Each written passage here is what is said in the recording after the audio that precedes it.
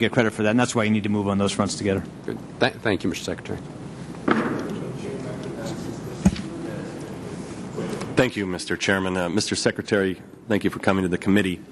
I want to make sure, at least for the record, we've had several comments from many of my colleagues, but the TARP, the first bailout, the stimulus package, the last omnibus bill, the President's budget, latest budget, and the AIG latest bailout was all supported by President Obama and his administration and your office, well, either as President or as a U.S. Senator. Let me just make sure I understand. You're saying that the stimulus package, absolutely. And the omnibus bill? The omnibus bill, yeah, so that's still working its way. And the current budget? The current budget is designed by the President's economic team. And AIG bailout over the weekend. And all the actions we are taking to try to stabilize this financial system, to make sure that there's credit flowing again, are going to be done with the full support of the President and the broad financial agencies of the country, including the Federal Reserve and the FDIC. I understand, but with the support of the President, as was the first bailout, the first TARP was also supported by the U.S. Senator at the time and yourself when you were at the Treasury back in September. I was not the Secretary of the Treasury then. I was the President of the New York Fed. I was at a meeting where you came and did ask for the support of the Congress for that provision, if I recall. But let's get on to... I just want to point out, this is very important to do, that the action the Congress authorized at that point was absolutely essential to preventing catastrophic failure of our financial... Well understood, Mr. Secretary, but here's the issue. We've thrown this all at the wall. And you stated earlier, one of the earlier questions, that, that it's possible that GDP could be lower than even what you're predicting and what others are predicting. Now, if you're looking at a 12... I said that our budget presents a forecast for what the economy is likely to do. Understood. But here's the concern I think that a lot of us have, is that right now, under your budget or the President's budget, we're looking at a $12 trillion federal debt in 5 years. I mean, if we're slightly off on GDP, or we're slightly off on what revenue is going to be, we're slightly off on how this economy responds, I mean, we could be at an unsustainable level of federal debt.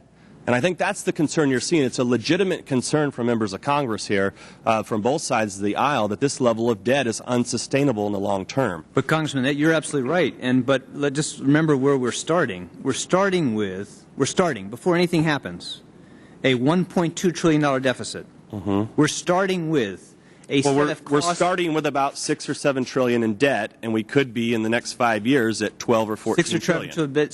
Built up over the last 8 years, magnified by the cost of this crisis, built up over the last 220 years. True, but with a substantial increase in that path over this past 8 years, and with a crisis we're inheriting that's going to require very substantial additional action to fix the financial system and get the economy back on track, and that's what causes this temporary increase in deficits. Now, this program the President laid out in the budget is a very, very responsible fiscal program, and I do not believe that you have seen a budget presented any time in recent history with this level of candor and honesty and ambition to try to bring those deficits down over the period of time.